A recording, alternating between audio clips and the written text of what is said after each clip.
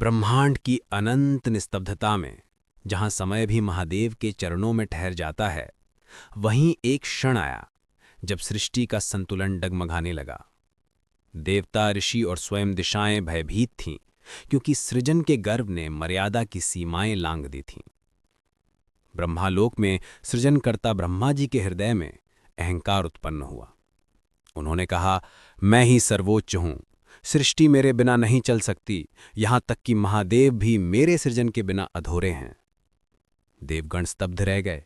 यह वचन सुनकर संपूर्ण ब्रह्मांड में कंपन होने लगा। कैलाश पर बैठे शांत शिव के तीसरे नेत्र के भीतर से एक अग्नि ज्वाला फूटी और उसी ज्वाला से प्रकट हुए काल भैरव। उनका रूप प्रलयंकारी था।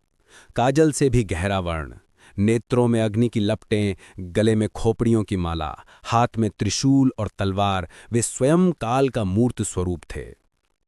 उनकी गर्जना से तीनों लोक कांप उठे। देवता भयभीत हुए, परंतु शिव मुस्कुराए, क्योंकि यह गर्जना थी अधर्म और अहंकार के विनाश की। काल भैरव ब्रह्मालोक की ओर बढ़े। उनके हर कदम से पृथ्वी थर्राने लगी। वहां पहुंचकर उन्होंने कहा, हे ब्रह्मा, तुमने सृजन किया सही, पर यह सृष्टि शिव की शक्ति से ही चलती है। अहंकार का नाश आवश्यक है। और इतना कहकर उन्होंने अपनी तलवार से ब्रह्मा जी का एक मस्तक काट दिया। संपूर्ण ब्रह्मांड स्तब्ध हो गया। देवता कांप उठे, क्योंकि यह था अहंकार का वध, ना कि ब्रह्मा का। परंतु चूंकि ब्रह्मा ब्राह्मण थे, उस कर्म से काल भैरव पर ब्रह्म हत्या का दोष लग गया। वह पाप एक भयावह स्त्री रूप में उनके पीछे लग गया। जहां भी भैरव जाते, वह छाया उनके साथ चलती। भैरव विचलित नहीं हुए। वे तपस्वी बनकर ब्रह्मांड के हर कोने में भटकते रहे, वनों में, पर्वतों पर, नदियों के किनारे, पर वह पाप उन्हें नहीं छोड़ता। अंततः वह पहुंचे काशी नगरी, शिव की पवित्र भूमि, जहां मोक्ष स्वयं निवास करता है।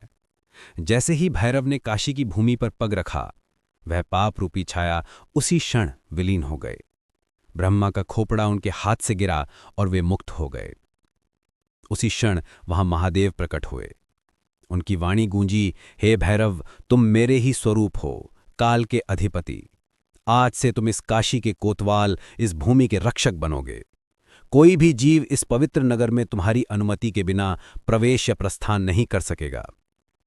भैरव ने विनम्रता से झुककर कहा, जैसी आपकी आज्ञा प्रभु। उस दिन से काल भैरव बने काशी के रक्षक, जो हर भक्त की रक्षा करते हैं और अधर्मियों का विनाश।